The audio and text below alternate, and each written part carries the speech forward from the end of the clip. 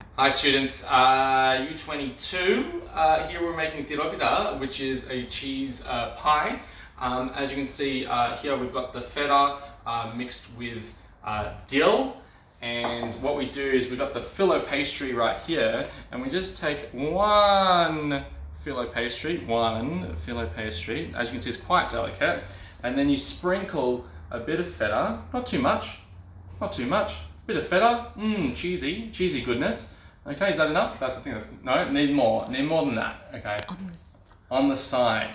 I need more feta on the side, and then when you're done, you kind of crinkle it, gather it together like a fan, as you can see. Okay, yum. And then you just put it into the tray. The tray has been buttered, and as you can see here, the tray has been buttered, and there's some filo pastry on the bottom. We're going to put some filo pastry on the top. We're also going to use some of this egg to lather it and with the egg, and then also the soda water, which will make it rise. So thanks guys, and I'll see you in class tomorrow. Very good.